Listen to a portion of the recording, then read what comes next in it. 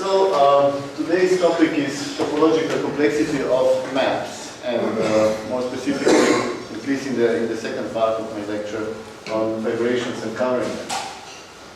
So, as usual, my first slide will be about definition of topological complexity. This is probably the most repeated definition in this conference. It's amusing to see that we don't care to define, say, Borel cohomology and those simple things, but this relatively complicated concept is repeated over and over again. So the picture is well known to you. I'm going to just concentrate on a small aspect regarding the definition, namely on what domains you define the complexity. So as usual, you have this projection map from the path space, and you want to find sections. There is a global section if and only if the space is contractible. So if you have a space that is non-contractible, you need more sections. And you define the topological complexity as the minimal size of the cover of X cross X by open sets that admit partial sections, and of course, so you solve the entire problem. Okay, and here there are two things to observe. First, I'm talking about strict sections. And secondly, I insist, or the usual definition is using open sets. Now, you've seen other definitions, even using arbitrary sets like Ranishnikov mentioned, and using homotopy sections. Now, sections and homotopy sections in this context doesn't really make a difference, because this map here is a fibration, which means that you have the same number of sections and homotopy sections, since you can repair, correct every homotopy section to get a real one.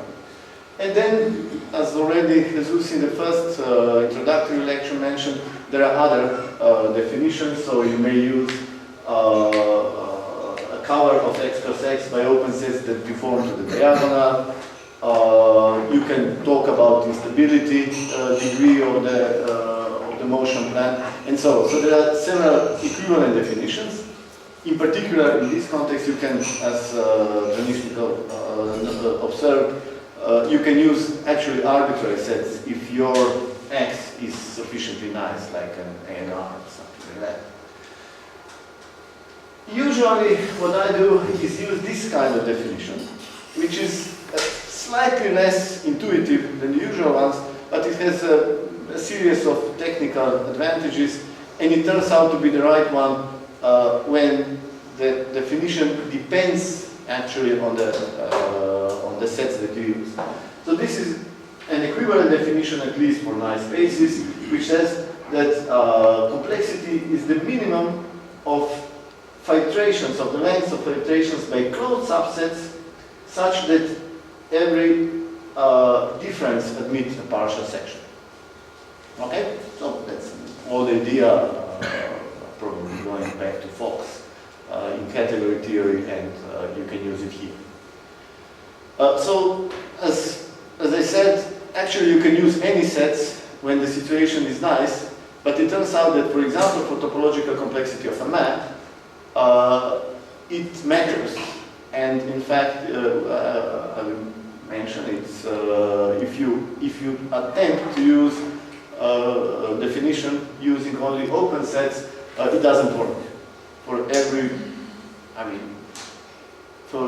map with singularities, you will have infinite complexity, which force you to use another type of domain.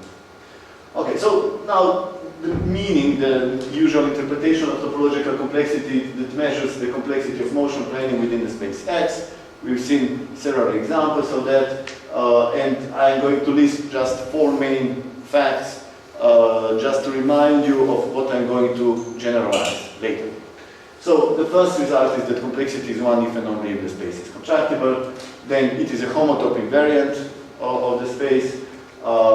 You have this basic estimate that the topological complexity is always between the category of X and the category of the product. And we have this omnipresent cohomological estimate that allows you to do some computation. Okay. You all know this, I'm not going to explain anything more. So let me turn to the definition of the topological complexity of a map. was looking for some kind of relative topological complexity for a long time, and then during a conference in Castro Urdiales a couple of years ago, I think it was 14 or 15, something like that, Zrničnikov proposed complexity of a map, and I don't remember what was exactly his motivation, and actually I was talking with Michael Farber, who remembers completely different things that Zrničnikov said at the time. I never asked him actually. But when I saw his definition, I said, well, that's exactly what I need for the kind of problem that I would like to address. So the definition is as follows. You take a map, any continuous map, and instead of projecting paths to x cross x, you project paths to x cross y by sending it to the first point of the path and then to the last point mapped by the function f. Okay? And again, you ask whether there are global sections. Of course, there are not, except in some special cases. So you ask what's the minimal number of sections, partial sections that you need to cover x plus y. And here it comes the question what kind of domains you want to use. And there are several possible options. After a bit of thinking, you see that open domains are not suitable. Because you immediately see that existence of a local section or some subset of x plus I or x plus y implies existence of a local section for the map y, for the map f. So if you start with a map that has points where there are no local sections, there is no way to define it using open subsets. Okay, so then there are several possibilities, but after some experiments, I realized that the best one theoretically is the following. So one of the possible definitions for the complexity of a map, of a space, is used for the complexity of a map, namely the length of the smallest filtration of x plus y by closed sets, and of course you can use complements, so also by open sets that admit partial sections to this map, this projection map. You can take a partition into locally closed, and this is equivalent, and it is close to definition by locally compact. So there is some group of definitions that agree, and then definitions by purely open sets or by purely closed sets that don't agree and actually don't work. So this is the first thing that I wanted to say. Okay, so the next thing is the interpretation. What was my actual motivation to think about this complexity of a map? So as I said, complexity of a space measures the complexity of navigation within a space. But what bothered me from the beginning is that actually when you try to manipulate a robot, then I don't know if you ever played with those robot models, but you need to program each joint to do something, but then it does this in some workspace.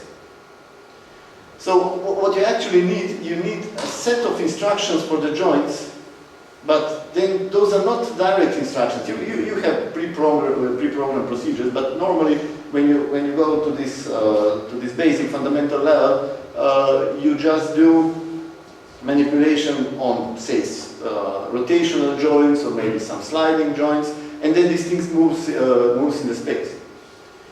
So actually you have two spaces. You have some initial space X, it's your configuration space, and then you have your workspace, and you want to perform things in the workspace by doing something in the configuration space. So I claim that topological complexity of the map F, of some specific map, which is called the kinematic map, measures the complexity of manipulation planning for this particular device, robot. So let me give you a few examples and then continue with the theoretical things. So my talk is going to have like three parts. First is this explanatory, which explains why is topological complexity related to robotics. Then I'm going to give you some general results which allow to compute it for general maps. And then the last part will be the so-called applied complexity or mathematics, which is returning to theoretical questions for maps which are like fibrations, coloring spaces, and so on. Okay, so first, these examples, let us consider this very simple-minded mechanical device. As you see, it can turn on one or two rotational joints, and then it has a sliding joints which goes up and down. And for a moment, disregard possible self-intersections. You can make the device in a way that it doesn't self-intersect, but as you see, its configuration space is easily described as a product of two circles and one interval, or a subset of it, if there are some abstractions. So my map describing what happens has as a domain this space, so a product of a torus, a thickened torus. Well, but what does this machine? So if I think of this end effector, this small point here, well, actually it moves in a completely different space. It moves in some kind of an annulus, of a thickened annulus, right? So the action of this device is actually defined or described by a map that goes from this thickened torus to a thickened annulus. And now we can ask, well, how many instructions we need to manipulate this machine from any given configuration. So you get into the room, you find your machine in some position, and you need to bring it to some other position. So what's the difficulty? What's the general complexity of this question, this problem? Well, in this case, I'm not going to explain. The computation gives you complexity 3. So you need at least 3 rules to do this. And mind that I'm apparently only heretic here, I'm using non-normalized topological complexity. Well, stick to the Farber's convention and against everybody else. Okay. So I need 3 rules, so my complexity here is 3. Okay, so this is one example. So let me give you another example, which is if you have this arm, sometimes this configuration is called triple rod wrist. It's made of 3 rotational, revolute joints, what's called. And so its configuration space, that space of things that you manipulate, is of course a product of, it's a 3-dimensional torus, a product of 2 circles. However, what you achieve is actually the orientation of this robot hand. Right? So an orientation is an element of SO3, if you want. So my kinematic map here is a map from the torus to SO3. And again, so this is usually, as in the previous case, this is usually just a nice differentiable map, but it has singularities. It has points when the Jacobian is has not maximal rank. And this is usually described as a locked, gimbal locked position or things like that in robotics, which makes things really complicated when you want to compute. So in this case, I'm also able to compute almost precisely the complexity of this example, which is either 4 or 5. So I have a lower bound which is 4 and an upper bound which is 5. I don't know exactly what's the answer. Okay, now these are not just toy examples, because one of the most used robot configurations is this one. So this is a real robot. As you see, it's precisely made of these 2 components. The first part is this design from the previous slide, and then the second part is this robot, and this is called the SCARA robot design. And so one of the most frequently used design in robots. There are maybe 2 or 3 others that are used in practice. And if you want to compute the complexity of this one, it's actually really relatively easy, because since these 2, so technically this thing is made so that this spatial displacement is independent of this rotational, so the orientation part, so you essentially need to add the complexity. So that, I mean, you have a kind of a product inequality which says the complexity of this machine is at most the sum of the complexities of each of these parts. Sometimes they are coupled, here they are not coupled, so that's relatively easy.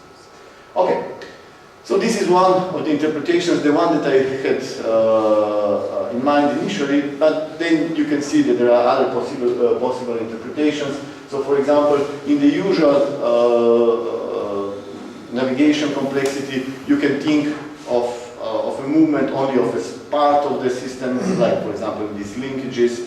You can think of a movement just of one of the links, in which case your map F is just a projection to the configuration space of that one, and many other examples. So you can think about motion planning when you have symmetries, in which case F is just a quotient mapped to the orbit space, and so on. So I mean, there are other possibilities to define or to interpret complexity in this kind. Okay. So, this was a kind of a motivation. Let me now turn to what I would like to prove. So this is a list of basic facts about the complexity of a space. So, as usual, the first question is, what can we say about the complexity maps that has complexity 1? This is just the usual first step when you want to understand what's the meaning of the concept. Then you would like to say something about invariance. But of course here you don't have only one space, you have a map between two spaces, so you can change x, you can change y, you can change the map f. So you want to understand what happens if you change it. Then you want at least some coarse estimates, usually in terms of or category or topological complexity of the domains and codomains. And finally, you want some cohomological estimate in order to start your computation. So let us see what can be said about this. The first one, so about the complexity, when the complexity is small, and what can we say, it is relatively easy. It goes directly from the definitions. So think this is just defining diagram. Assume that you have a subspace of the product, and then you have some partial section. Okay. Now you can slice this A in the direction of axis or in the direction of y's, and just compute what happens. So, for example, if I take A and slice it in the direction of the space X, then for every given X in the space, I can look just about this part of the slice that lives in the space, and this is a subspace of Y. And then my sigma, which is a map of course, two variables, restricts. And first, so this restriction just simply means that I deform this part to the image of X, of this given X. Which means, well, if I can cover the entire space, I obtain covering of Y with sets that can be deformed to a point, which gives me immediately this estimate. And actually, this is the only estimate that I know that is without any assumptions on the map F. Everything else needs something additional to know about the map F. So this is the only basic estimate that I have.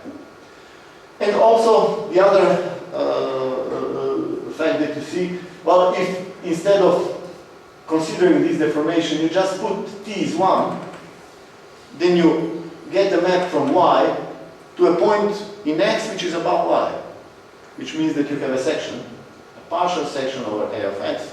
So in particular, if complexity is 1, you have a global section. So both facts, that you have a partial section over it, implies something regarding which sets are you allowed to use in the definition. Because if you don't have, so you see, if F doesn't admit partial sections, local sections in the neighborhood of some points, then you cannot use open sets. And this is another important thing. If you have a complexity of F is 1, then this map must have a global section, which is what is called inverse kinematic map in robotics. Okay. Now, horizontal slicing, again, you define A restricted to the level Y in this way as a subspace of X. And look what happens here. Well, in this case, you don't get the deformation of this subspace of X to a point, but rather to a fiber over some point, or actually over any point, which means that, okay, you can at least assume that some fiber is categorical, and then you can continue this, this deformation to get a categorical set.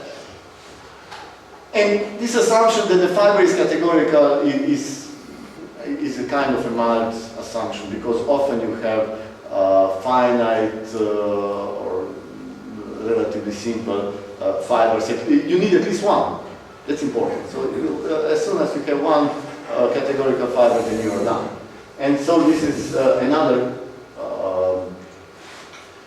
estimate, which is quite general, if not completely general.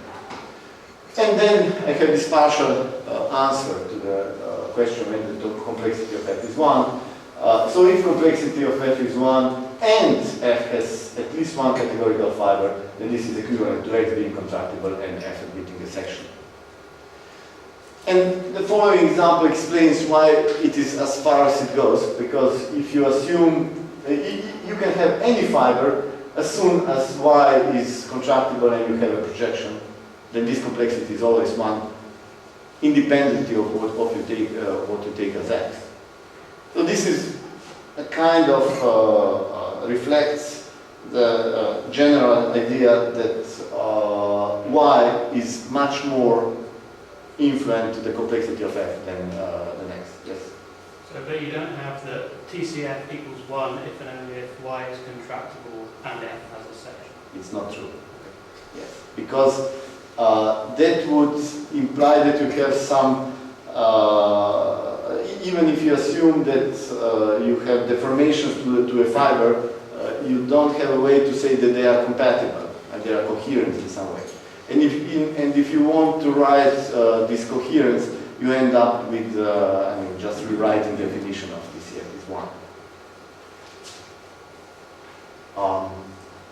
And yes, you will. Okay, you will see a similar example, but so let me continue. So that's what I can say in general about the complexity when the complexity is small. Now let me turn to the question of invariance. And as usual, I could say, well, take some map between X and F and Y to some other example and see what happens. But it turns out that the domain map and the codomain are somehow react in different ways. Some of them are more invariant and some of them are less, so it's better to split them and to consider each one apart. So the first question, okay, so that's the main problem. It appears almost immediately. You have this guy, which has complexity 1, obviously, and this one, which cannot be of complexity 1 because there is no global section.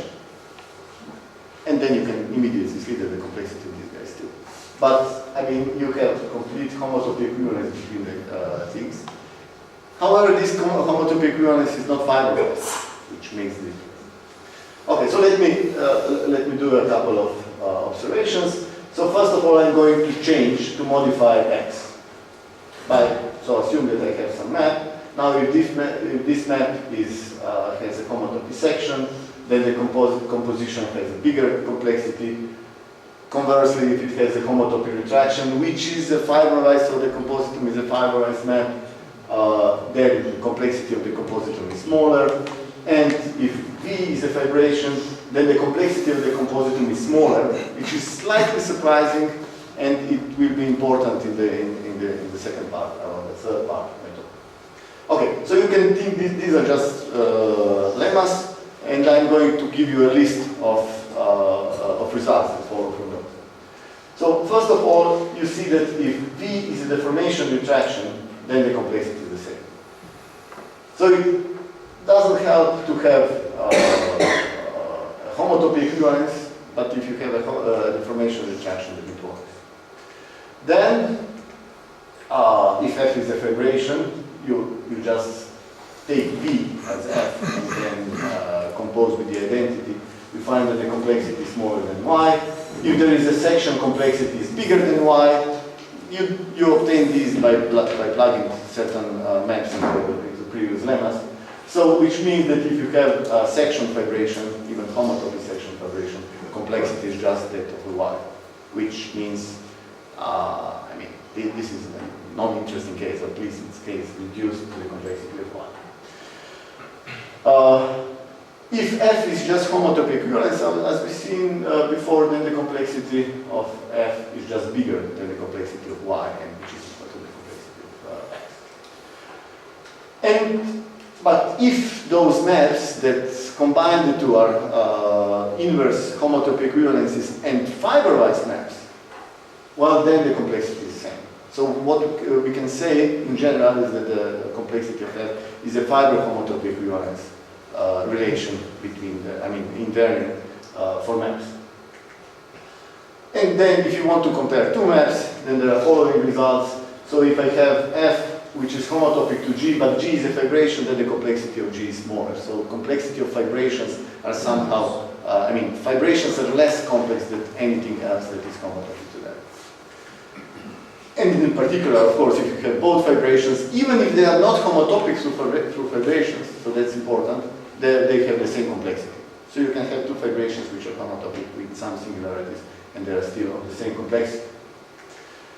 And, well, the usual thing that homotopy theory does is you take a fibrational substitute, and it's not a surprise that the complexity then is smaller. So whenever you change it by a fibration, you get a smaller complexity. Okay.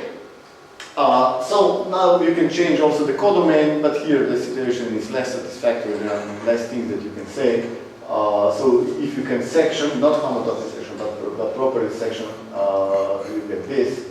And if you have a homotopy retraction and f is a fibration, then you have the opposite inequality. So in particular, if f admits section and you plug identity here and f here, then complexity is smaller than the complexity of the domain. And so combining with the previous result, if I have a section, then the complexity is included between the complexity of the domain and the complexity of the domain. The first one is bigger, the other one is smaller.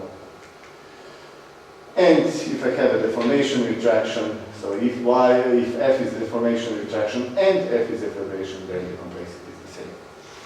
Okay, so here you see there is a list of things that is hard to remember, but what you should probably remember is that what it really matters for a map to say something is whether it has a section and whether it is a fibration. In this case, you can say something in general, you cannot say much.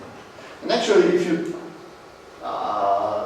try to look for upper bounds, you probably notice that I didn't mention any general upper bound. And in fact, it's not really easy to find one, but so this is my best result. So I need to assume something about f which is less than being a fibration, less than having a section, but it must be at least nice in some way. So triangulated, many differential maps can be triangulated and so on. And then the complexity of f is smaller than the category of x plus dimension of y. Which can be much less than the, much bigger than the category of x plus y, which we would expect. And the problem is that if you have more space, then you have more space for singularities. That makes problems. Okay, I'm going to be really fast with the cohomological estimate because this is something completely obvious that we use all the time. You take this diagram, you transform it in cohomology, and you immediately recognize that the complexity is bigger, at least as big as the nilpotency of this mapping, of the kernel of this mapping cohomology, which means you get this estimate. And, well, as I said, this estimate is not anything special. In fact, it doesn't distinguish between f and its vibrational substitute, which means this is essentially the usual estimate. This is one reason why it is nothing special, doesn't see anything special from the map f. And also, because of this reason, this is thanks to Mark's observation, actually these elements generate a kernel as an A star X module, which means that whatever you find within the kernel of this thing, and in particular whatever cup length you find there, it already comes from the cup length in Y. So you don't get better estimates from this. Okay. So let me now turn to more special maps. So in particular, if I assume that it is a fibration, so now this is this applied part, right? So first observation is that if F is a fibration, then this map that we try to section is also a fibration, which means that now I can say that the topological complexity of a fibration map is just the usual sectional category of this guy. So in particular, this gives me that in this case complexity is between this lower bound and this is an upper bound, both complexity of Y from the previous slides or the complexity of the base from this observation are now an upper bound. Okay, and this is what a generalization of this category category estimate for the complexity of a space is. So this gives me immediately a bunch of easy computations. So if I have a fibration, and then either if the domain is contractible, in which case I use this upper estimate, or if Y is a topological group, in which case I use this upper estimate, complexity is just the category of Y. And then a couple of these basic homotopy theory examples which show that actually this concept generalizes all of the previous usual. And also we can derive from this dimension connectivity estimate for which I use this ratio, which is what Jesus called dimension divided stars of X, the first dimension when you find any homotopy groups. And it turns out that I don't need any abstraction theory here. I'm just relying on the results on the category theory, and I get this. So complexity is smaller than 1 plus this ratio for Y, and then by the smaller of these ratios for X and Y. If you want, so this is just some basic estimate that you can use, especially when your spaces are not simply connected, which improves previous ones. And mind, this is, the precise constants there are for non-normalized, right? There is one more thing that I can use here, so toward the more precise description of, say, abstractions, if you want, is to observe that this map, the map that I'm trying to section, is actually homotopy, fiber homotopy equivalent to this projection. By using just the usual projection from left to right, and using the this lifting function for a fibration, this is compute a little bit and find a suitable homotopy. And then, second thing, so this map now you can easily see, again assuming that it is the map is a fibration, that it's just the pullback of this guy. Okay, the implication is first that Q is a fibration with fiber omega Y, TCF is sectional category of this guy. Nothing of that is really special. You can compute the homotopy fiber in different ways.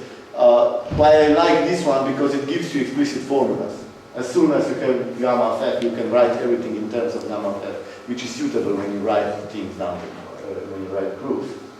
And in particular, once you know this, you can start the usual machinery and build the Kania-Schwarz model with fiberwise joints and derive estimates. I'm not going in that direction. Okay, so that's what I wanted to say about fibrations. Here, if I return to the cohomological estimate, I have one more result. So as usual, you map this into cohomology, assume that cohomology is with field coefficients, and then what you observe here, if F is a fibration, and you assume that F star is injected, and this is quite a common thing that happens with fibrations, for example, covering spaces, or when you have fibers that are totally non-homologous to zero, and other important examples. then complexity of f, again, is between the complexity of y and the zero divisors cut length of y. Okay, so this is what I wanted to say about fibration. So let me specialize a little bit to coverings, because for coverings I have a few more things that we can say. So if we consider the lattice of pointed connected coverings of X. Now you know you have coverings and then there are maps which exist exactly when the covering corresponds. So the coverings correspond to subgroups of the fundamental group of the base, and there are morphisms between them exactly when the one group is a subgroup of the other. I have pointed, so this is just proper subgroups. Okay? Well, what is important and special for coverings, which doesn't happen in general fibrations, that this map here is a fibration. It's actually always a covering projection. Well, but we know that when we precompose with the fibration, then the complexity of the map goes down, which implies that whenever I have a smaller fibration corresponding to a smaller subgroup, then complexity is smaller. Which means that I have a decreasing function from this lattice to natural numbers, which has the minimum value of the complexity of the universal covering and maximum value of the complexity of the space itself. So you get numbers in between, and somehow the numbers that you get are kind of a signature of this of X, if you want, and of the complexity of the covering space within X. So in particular, the case that somebody might be interested, if X universal cover is contractible, then of course we are working with Einberg-MacLane spaces, and we can just consider those subgroups, and we get this estimate that the complexity of the group G is bigger than the complexity of the covering space, and which is bigger than the cohomological dimension. So in particular, this is some, say, new or alternative estimate for the topological complexity of G. Okay, I'm not claiming that this is some good new estimate, because I was not able to find something that is not known in other ways. So let me explain why. There are two cases. One is for finite coverings, and the other one is for infinite coverings. So let me explain what can be derived here and why this does not give immediately better estimates for the topological complexity of G than those that we already know.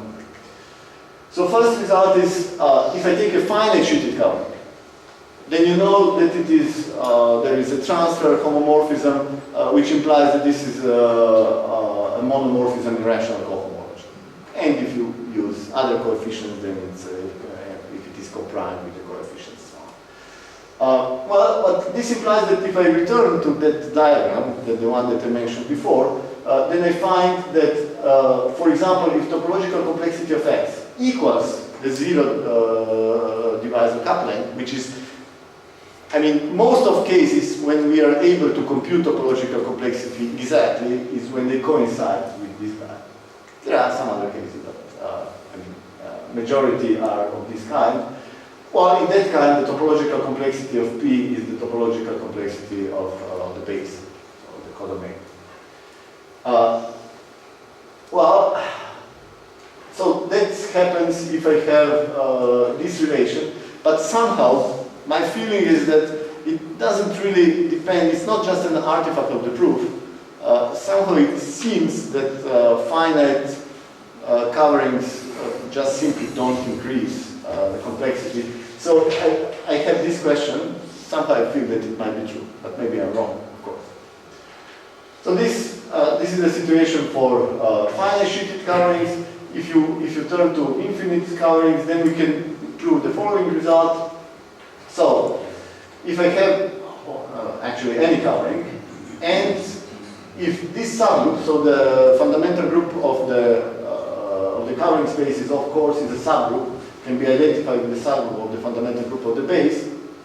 If this subgroup is complemented which means there is another subgroup such that conjugates don't intersect and they generate the entire group. Then we have this estimate.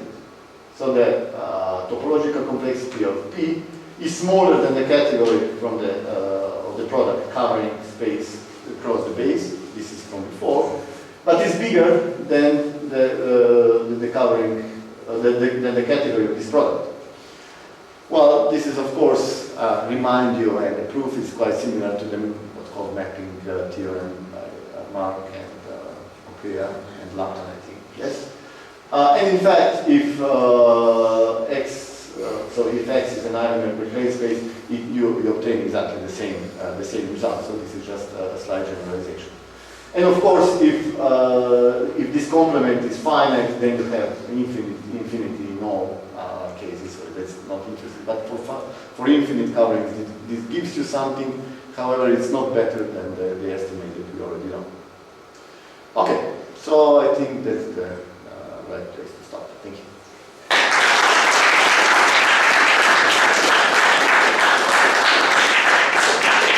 Thank you very much for a nice talk. So are there any questions or comments? Yes? I have a question. Have you made a computation for maps between this canonical maps between the surfaces, namely this branching coverings map from one to the another, or sometimes by own covering, yeah, better case, but No, I didn't. I must admit that most of the computations that because I did... when you have easy, because you have control over the category and complexity of the domain and column. I agree with you, but so I spent quite some time in computations, mostly for these examples in robotics. So I was taking specific kinematic maps and trying to compute them. I didn't perform much computations in this say, applied situation. Yeah, but you know, just during this meeting, this was a hot subject. I did a computation of category of surfaces, already of the surfaces, and so on. Okay. Yes, I agree with you. So, I mean, we did some computations in a similar way, like a few days ago, for covering maps between surfaces.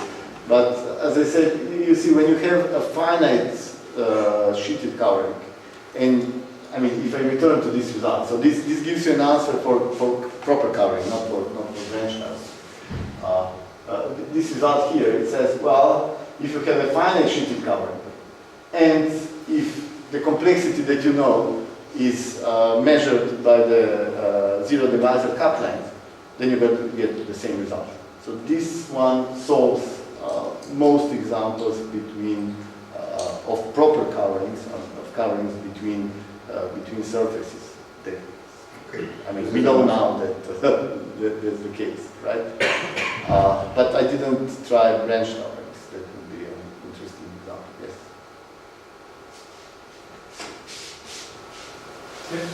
So I noticed that a lot of your upper bounds include flushing economic category complexity. Are there any upper bounds that give an explicit mechanism planning algorithm for moving around on map? Yes, that one that I mentioned. So the only actually example that is useful in general situation is that the complexity of F is smaller or equal than the category of so the map is from X to Y. It's a bit confusing here because here the X is a coordinate. So this is category of X plus dimension of Y. Okay. This one is comes with explicit motion plan, even if it is not, I mean, the most practical, because you have a motion plan here, you can dimension the composition here, make a product, and then take diagonals. What is the problem here, actually, is that, you know, you have two invariants of a map F. Now, not of this map, of any map, call it phi, right? You have number of sections, and you have number of homotopy sections, or if you want, secant of one. Well, unfortunately, this one can be bigger as much as you want. So I mean, bigger by 1, by 2, by 3, by 4. This span is somehow bounded by the dimension of the codomain. So, I mean, you cannot make it bigger by more than 1 with one-dimensional cases. In one dimension, you have just this and this. But if you have more space, if you have a two-dimensional space, then the difference can be 2, and can be 3, and so on. And so, but this is as much as you can rise it. And it is constructed. So I have a question. So you had this result which said that TC of a covering was monotone as you go from the universal Yes. to the other. Dranishnikov has these examples where TC of a covering space is greater than TC of the base. So have you looked at his examples? And Yes. something must be going on. Well, I mean, one of them is finite sheet, so you already have the answer, right?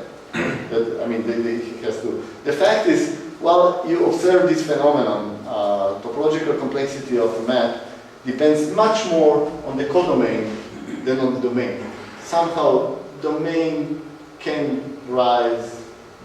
I mean, it's bigger unless you have a section. So the only estimates where you have complexity or category of, complexity of X involved is when there is a section. Otherwise, the complexity of the domain doesn't play much role. Well, if you think of fibrations, this is not unusual. I mean, fibrations are mostly determined by the base and the maps. I mean, classifying maps, much more than what happens to the total space. So in both cases, you just get the same result.